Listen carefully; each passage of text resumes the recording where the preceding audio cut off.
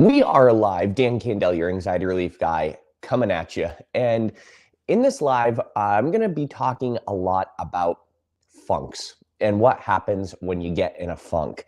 It was really funny because a lot of times when my clients come in, sometimes their problems sometimes will mirror my problems, or sometimes they'll have a problem that I'll be like, oh, that's kind of ridiculous, and I'll help them through the problem. And then later on the week, I'll actually have some of that, probably like taking on some of their problems. So today I'm going to talk about the funk, because here's what happened. Tuesday, a client came in. It was their second session, and this person said, hey, for the first like 2 weeks, I was on my game. He's like, I was on top of everything. I was focused. I was calm. I was relaxed. He said, and then something happened. It was like a light switch just kind of flicked in my mind. And all of a sudden, I started to get in this funk, like this little rut or slump or whatever you call it. And I just felt like kind of low energy. I didn't feel like doing much of anything. And I asked him, I said, well, did you use any of the anxiety relief techniques that we talked about? He said, yeah, I did. And it took away the anxiety behind me feeling the rut. But I still didn't feel motivated. And the reason why, now this is why I don't just do one session with people. The reason why was because we hadn't gotten to that part yet. So I want to talk a little bit about the funks today. So leave me some love. If you're watching, please make sure you comment, make sure you like, make sure you heart, make sure you love, make sure you even share with others. Let's see here. So I'm getting comments coming up on YouTube. I'm doing this from StreamYard, so it goes to many different platforms. So I have some notes written down because I tend to veer off sometimes. So I have my handy dandy hypno cards here. So here's why we sometimes get in a funk. There's a couple things that can influence getting into a funk, and you can become aware of these things. And as you become aware of them, then you can sometimes prevent them from happening or prevent your mind from going there. Awareness, I think, is key when it comes to personal and professional development, when it comes to mindset, when it comes to your own inner feelings, sensations, and emotions. Awareness is key. So one of the reasons why we get into a funk is we actually measure our days by what we did the previous day or previous days. Here's an example of this with me. It was Wednesday, I had a bunch of people reach out to me. I had a stellar, amazing day Wednesday. I saw a couple of clients. I enrolled a bunch of people into my online group program that I'm doing coming up for teens who have anxiety and their parents. So that was awesome. I got some people enrolled in that. Another thing that was great is an organization booked me to do a virtual presentation for their corporate and their sales group. So that was fascinating. That was amazing. And then the other thing that happened is another group, a therapy group, reached out to me and asked me to train 30 of their therapists in anxiety relief. And I was just so happy because I'm like, oh my gosh, this is amazing. And I'm like, okay, so now I got to do the work that's going to follow through with that stuff. So here's what happened though. I was like on a high. I was riding that high, right? And then Thursday, the very next day, we got a huge snowstorm. I was supposed to go out with someone that night, and because of the snowstorm, I knew it wasn't going to happen. I was really looking forward to it. That didn't happen, so I knew that wasn't going to happen. So I'm like, oh. So like thing number one that put me in a funk, right? Then thing number two, I'm looking back at the day before, and I'm thinking to myself, all these great things happened yesterday. And now today it's snowmageddon outside, and we literally have like 14 inches of snow, and I can't go anywhere. I'm like, I can't do anything outside. And I started to focus on the things I couldn't do. And then I started measuring that day up to my day from before. So I started to feel like I was getting in a funk. And that can happen sometimes when we focus on all the things that we can't do. Look at the times that are happening right now. We can't do these things because of the pandemic. We focus on all these things we can't do instead of focusing on the things we've done or the things that we can do. We also measure ourselves up to our own achievements, which is another reason why we get into a funk, a rut, or a slump sometimes. And I know some people are commenting. I can't see all of your comments, so I apologize if you're asking me questions or saying hello or good morning. And I promise it's not that I don't want to respond. It's just I can't always see them. So I apologize if I'm not responding to your comments. I'll figure out a better way the next time I do this. So we also measure ourselves up by our own goals and our own achievements. Let's say we go like a week and we crush it every single day. And then we wake up one day and we don't really feel so good, or we didn't sleep very well that night. That can also cause us to get into a funk, a rut, or a slump. We also measure ourselves up to other people, don't we? We do this all the time, and especially with social media. I had someone reach out to me and said, Dan, you're posting all these videos all the time, and you have your shit together. And I'm like, it looks like that. and he said, I wish I could be more like you and be more resilient and put things out there and not care. Now, I got to be honest with you. Because I put so much content out there, I get a lot of flack from people, and I get sometimes I get hatred from people, and sometimes people, they think whatever they think. And in order to deal with that, I just have to keep pushing forward to show myself that I'm not bothered by that, and to show those people that they can go poop in a hat and pull it over their ears, as my grandmother affectionately used to say. But she didn't say poop. She said shit in a hat and pull it over your ears. So anyway, so sometimes you do get hatred. But this guy reached out to me. He said, I wish I could just not care and just put stuff out there. I said, well, it's not that I don't care. It's I care more about the people that I'm helping versus the people that think I'm full of crap. Because those people aren't my customers. They're not the people that and with love and compassion, they're not the people that I'm ever going to help, or at least help right now. So we measure ourselves up to other people and other people's stories. This person was measuring himself up to what he saw me doing and me putting out there. And I said, don't measure yourself up to me. As you've got to realize and understand, my anxiety relief guy brand, it took me years to build that up. There's reasons, and I can tell you the exact date where I became the anxiety relief guy and how that brand has morphed. So a lot of and I'm looking at my note cards here because I wrote these down at like 11:30 last night, and getting ready for this video. I was actually going to shoot this video last night, but then I was having problems with my sound and the microphone that I use, and it wasn't being recognized. So I had to update my phone. So that took an hour. Another thing that brought my head to like funk. However, this just goes to show you that that's okay, because I wasn't meant to shoot that video last night. And I really do think everything happens for a reason. The reason why the snowstorm happened and I wasn't able to do anything last night, again, there's probably a greater reason beyond what I was just thinking. So sometimes we tell ourselves these stories, and we usually, the stories that we're telling ourselves, it's a false narrative. And it's not really factual. It's not real. And we just tell ourselves these stories, which make us feel so bad about ourselves. And then we start playing on these ideas in our head of, you've heard me say it before, the itty bitty shitty committee or the worry monster. This is actually part of what I'm going to be helping the teens and the parents out with in my group program coming up. Which, by the way, if you're interested in my group program, we start Monday. Send me a private message so that way I can hook you up if you're interested in it. We plan, and when things don't go according to plan, we feel defeated.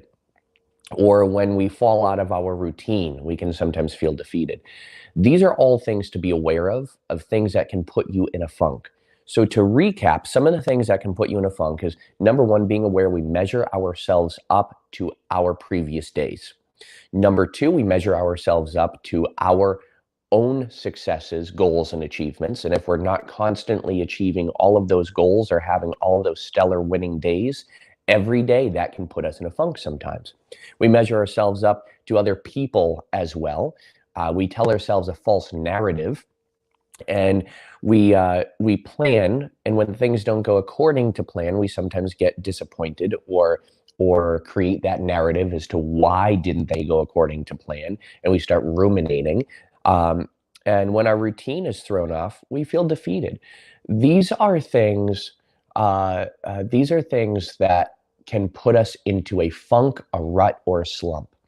Now, here's what happens though: if you stay in that rut for too long, it can cause anxiety. If you stay in that rut or that funk for too long, it starts to affect your mood. And what happens when it affects your mood, it throws you off your game completely, and then you start feeling somewhat depressed, sad. You might even start avoiding things because you might say, what's the point? In fact, I talked to somebody like this yesterday, somebody that I end up not putting into my group program because I look for something very, very specific when I work with people, when I work with clients. And I only want to take on those clients and those people into my programs who really want to be there. And if people come into my program with the what's the point attitude, I mean, there's not really much I can do to help them until they overcome that. And they may need a few steps before me until they get to that point. So these are all things to become aware of things that can cause you to get into a rut, funk, or a slump. So that way, when you become aware of them, you can plan, or you can set things into motion or action. So that way, those funkalicious things happen less and less and less, or at least you can prepare for them to happen so you're aware, so that you know. This will prevent you from getting into a funk. One of the other things you can do to prevent the funk from happening, you can practice daily mindfulness. You know what I did last night when I realized I was in a funk? And I'm like, dude, I'm sitting here like by myself, and I'm like, I could feel sorry for myself, but you know what I did? For a lot of you, you know that I've been writing notes to myself, and I call it notes to self. And you know that I'm making it a book. So I got out my index cards and I started writing more notes to myself. And this one says, don't ruin a good day by thinking about your bad day yesterday. Move forward. So my dad's just texting me saying he brought up hot dogs. So he can eat hot dogs. Thanks, Dad. So don't ruin a good day today by thinking about your bad day yesterday. Move forward. Same thing can go, don't let today be ruined by your accomplishments yesterday if you're not making those same accomplishments today. Like, same principle, right? The other one I did was you didn't wake up today to be mediocre or average. And I have literally a stack of about 150 notes that I've written to myself. And this really motivates me. It empowers me, and it forces my mind to go there, meaning anything but that funk that was there before. So as I write those notes to myself, I'm forcing myself to get into this resourceful state of being, this resourceful state of mind, so I can be more positive. So that way I feel more productive. Doing things like this, like shooting these videos, dude, this helps me feel so much better when I did a morning workout. I was on my routine today. I have a couple more sales calls to make or phone calls to make, and for my group program I'm doing. So all of these things, filling your day with things that matter. And some days or even weeks or even months, everything can seem like a challenge. There are some days that go by where it's like challenge, challenge, challenge. And you're like, dude, can I just catch a break? I got to be honest with you. Like, there are times I feel like that. However, I know the tools and the techniques to implement when I do feel that way. So I've had a lot of people reach out to me recently, and they said, you know, Dan, we know that you've been going through kind of this like shit storm the past couple of months with some personal stuff. And they're like, you seem like you're not affected by it.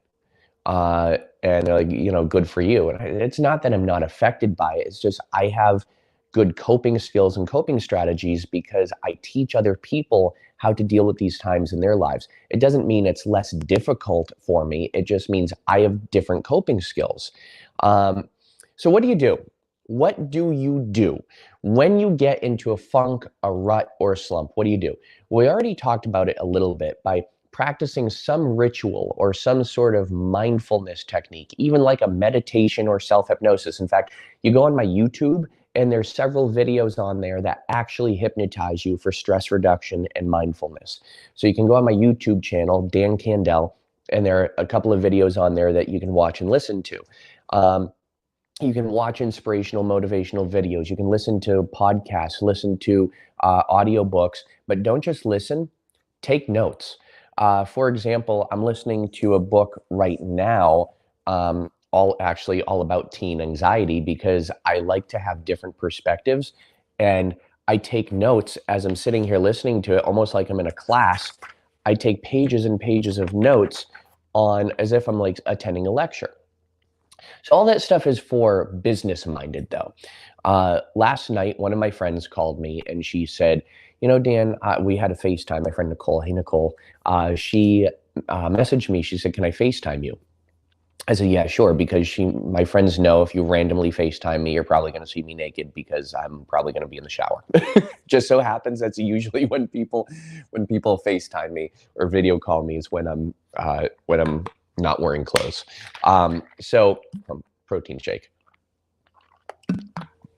So she texted me, can I FaceTime you? I said, yeah, sure. So she FaceTimed me and she was knitting a scarf. And she's like, Dan, do you still knit? Because her and I, we used to knit and crochet, and we would knit shawls for homeless shelters. And we would give shawls away to homeless people. So we'd knit them and give them away and stuff. And she said, do you still do that? I said, I have all my knitting stuff here, but I haven't done it in a long time because I just have so many more projects going. She's like, yeah, but Dan, all that stuff, they're all work projects. She said, you're trying to fill your time with work things to feel productive instead of feeling relaxed. And I'm like, wow, I actually didn't even think of it. I'm like, and I'm that person that usually tells people those things. She said, you really should start doing something that gives you a sense of purpose that's not related to work. So for example, a couple of things I like to do, and the reason why I talk about this is because I want to give you ideas of what you could do too. Take something up like knit or crochet or something like that, or craft. One of the things I was doing for a long time was making intricate rock paintings. And another thing I do is I have a ukulele that I learned to play and learn a song on that. And also knitting, crocheting, just taking up different hobbies that use a different, more creative part of your mind. Because what's happening is there's a logical part of your mind, an analytical part of your mind, and there's a creative part of your mind. When you start to activate the other side that you don't usually activate, like when you start activating the creative side, it causes you to feel a little bit better, a little bit more productive in a different way. So when you do a project that gives you a sense of purpose, that gives you a sense of activity, that's going to help you through that funk. And one other thing as well is creating. I had another note here. Where'd it go? There was another. Let's see here. There's something I wrote down here, PPC, and I don't remember what it was. Oh, that's what it was. Project Purpose Connection, PPC.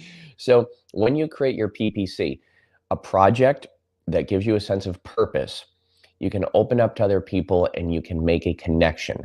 And that's the other way you get out of a funk or a rut or a slump, or manage your mindset throughout this, manage your mental health through a funk, is by creating a better connection with yourself and creating a better connection with others. One of the ways that you can make a better connection with yourself is to, again, do things that give you a sense of purpose, a sense of satisfaction. Another way you can form a better relationship with yourself is through mindfulness, is through processing your feelings and your emotions through your funk to ask, what are they telling you? And to really get into it and really analyze it and say, okay, is this funk caused because yesterday I had a really good day and today's not so good? If so, what are some things that I can do to make sure tomorrow's better? Have I been measuring myself up to other people? And you become aware of those 4 or 5 things that can cause a funk. If you're just joining us now, go back and watch the beginning of the video where I discuss the 4 or 5 things that get people into a funk that you need to be aware of. So with that said, I am being productive where, as I said, I'm launching this group program for teens who have anxiety and for their parents. It's a family approach. Number 2, I am launching next week, I'm launching my self-help series, which is a monthly topic every month. And you don't have to, it's not a membership. You can join it as a membership, but you don't have to. You can just pick and choose which topics are best for you. So I'll be posting about that as well. As I said, got asked to train about 30 therapists in Australia. And this is not open to the public. It is just a very, very small niche group of therapists, and that they're hand picking. So I'm sorry, you won't be able to sign up for that. It's a very small community that they're handpicking from to train some, so I can train some of their top therapists in Australia. Also, I'm doing a lot of speaking, a lot of virtual speaking, shooting a lot more videos. So I have a lot more great stuff in the pipeline for you coming out your way, and also revamping my podcast a little bit as well. So with that said, I look forward to bringing all this to you. If you have any questions, all you have to do is message me. I do my very best to get back to people, but keep in mind, I get dozens of messages a day. So sometimes it's hard to get back to everybody right away. So sometimes it might take me a day or two. My friends in Australia know this about me, because my friends in Australia on a different continent, totally different time zone, I think they're 14 or 16 hours difference. And they message me. It's like 2 days before I get back to them. So if you like, reach out. Also, feel free to go on my website, dancandel.com, because there's a bunch of resources on there and free resources that you can get. I also have a hypnosis store where I don't just sell single hypnosis programs. I sell whole coaching programs to really help you level up and boost things up a notch. So with that said, my friends, thank you so much for sticking with me. I really appreciate all of you. I want to send love to all of you. I really do, especially through the holidays coming up and everything like that. I know a lot of people are thrown off their game and their routine, and routines change, especially throughout the holidays. So I just want you all to know that I really do wish that you hang in there, that you make this the very best that it can be. You make you the very best that you can be, and keep not just living, don't just survive, keep thriving. Do things that can help you thrive so you really feel alive. So with that said, my friends, stay sexy, cupcakes. And as always, be well, do good, be true to who you are. Sending love to all of you.